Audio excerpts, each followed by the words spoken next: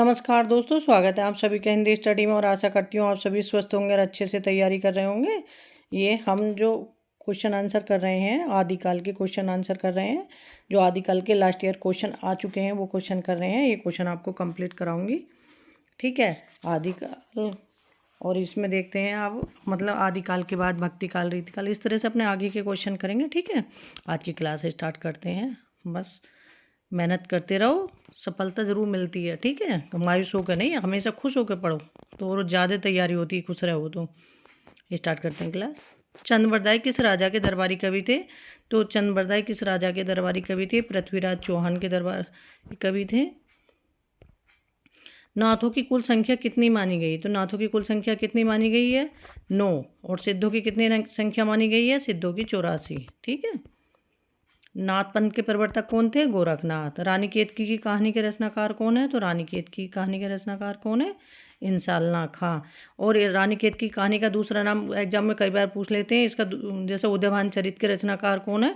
तो वो भी इंसालना खां। रानी केतकी की कहानी का एक नाम क्या है? उदयभान चरित।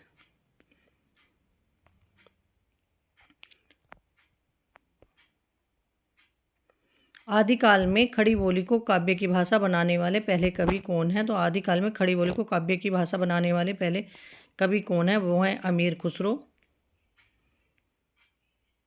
आध्यात्मिक रंग के चश्मे आजकल बहुत सस्ते हो गए हैं, उन्हें चढ़ाकर जैसे कुछ लोगों ने गीत गोविंद के पदों को आध्यात्मिक संकेत बताया है, वैसे ही विद्यापति के इन पदों को भी शुक्ल जी के उक्त कथन का आशय, ये शुक्ल जी ने जो कथन कहा है इसका क्या आशय है? इसका आशय है कि विद्यापति के पद अधिकतम श्रृंगार के ही हैं। आगे देखते हैं। पहले जैसे गाथा या गाहा कहने से प्राकृत का बोध होता था, वैसे ही पीछे कहने से अभ्रंश या लोक प्रचलित काव्य भाषा का बोध होने लगा। शुक्ल जी का ये कथन रिक्त स्थान में है, मतलब तो इसमें क्या होगा? पहले जैसे गाथा या गाहा कहने से प्राकृत का बोध होता था, वैसे ही पीछे दोहा या दूहा कहने से अभ्रंश या लोक प्रचलित काव्य भाषा का बोध होने लगा है, ठीक है। निम्नलिखित में से किस विद्वान ने सरहप्पा का हिंदी का प्रथम कवि माना है? सरहप्पा को हिंदी का प्रथम कवि किसने माना है? तो राहुल सांकृत्यायन ने। रामकुमार वर्मा ने किसे माना है? इन्होंने रामकुमार वर्मा ने माना है स्वयंभू को। आगे देखते हैं। आचार्य शुक्ल ने रासो शब्द का संबंध किस शब्द से माना है? तो रामचंद्र शुक्ल ने रासो शब्द का संबंध किस शब्द से माना है? वो रसायन से माना है। रासो शब्द की उत्पत्ति के संबंध में अलग अलग है, क्योंकि किसी ने रासो शब्द को माना रसायन से, किसी रासक से, किसी से ने रासो से।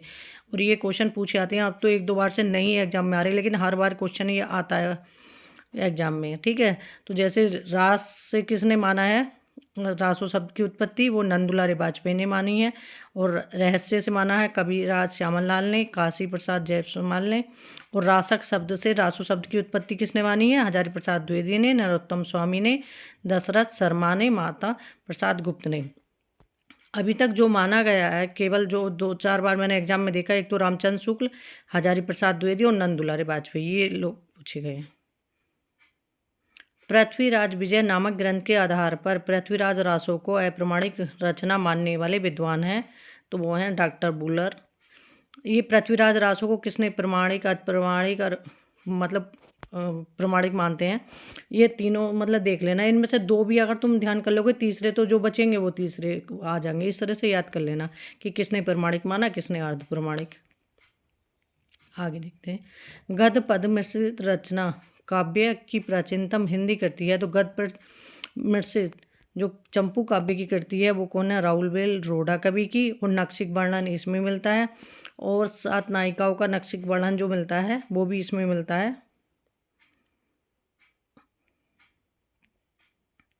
और कलचुरी वंश की 7 नायिकाओं का, हाँ, कलचुरी वंश की जो 7 नायिकाओं का नक्शिक वर्णन मिलता है वो भी उसमें राउलवेल में, ठीक है।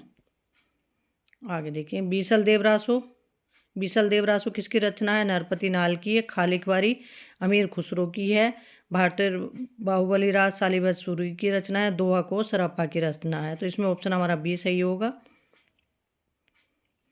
जनता की चित्तवृत्ति के परिवर्तन के साथ साहित्य के हृदय में परिवर्तन नहीं होता है। तर्क इसमें जो दिया गया है वो है, क्योंकि प्रत्येक देश का साहित्य वहाँ की जनता की चित्तवृत्ति का सिंचित प्रतिबिंब होता है। तो इसमें ऑप्शन ए गलत है, 8 सही है, ऑप्शन हमारा ए सही है इसमें। गोरखनाथ की साधन पद्धति का नाम है, तो गोरखनाथ की साधना पद्धति का नाम क्या है, वो है हठ योग साधना। और ये संतों में भी देखने के लिए मिली है हठ योग साधना, और खास करके कबीरदास जी। और ये क्वेश्चन पूछा जाता है कि हा का अर्थ क्या है और ठा का अर्थ क्या है। हा का अर्थ है सूर्य और ठा का अर्थ क्या है, चंद्र। ठीक है।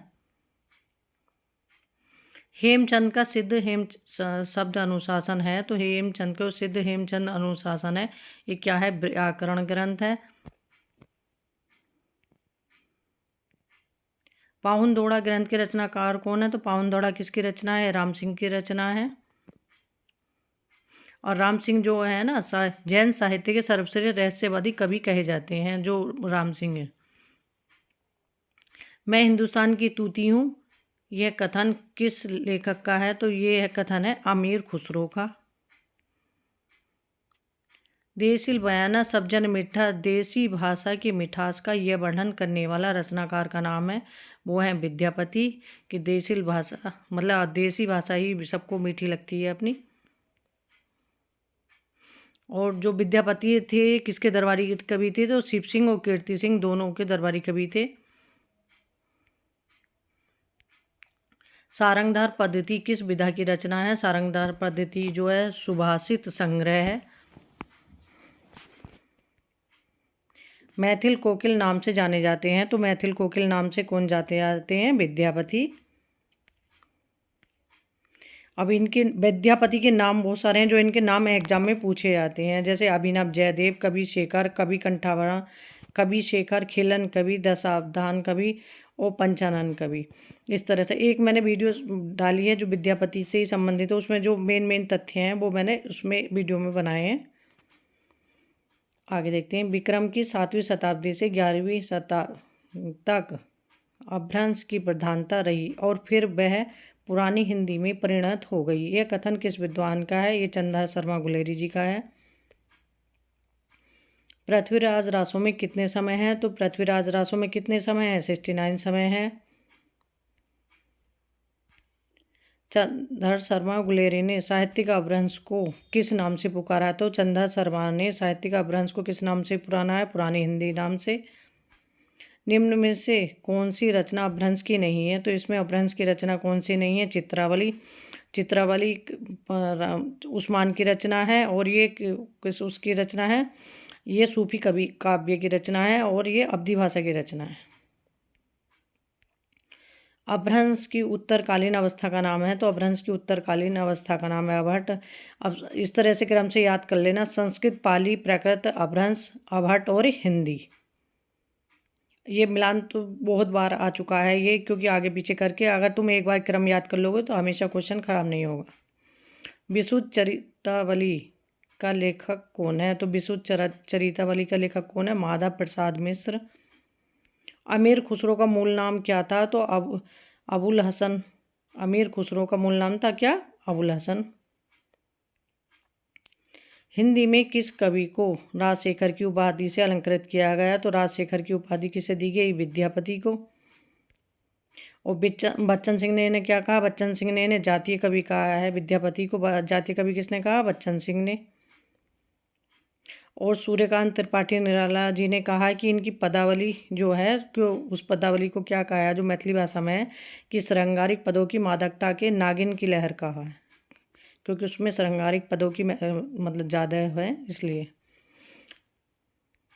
श्रृंगार रस के सिद्धवाक कवि किसने कहा है विद्यापति को, तो वो हजारी प्रसाद द्विवेदी जी ने कहा है।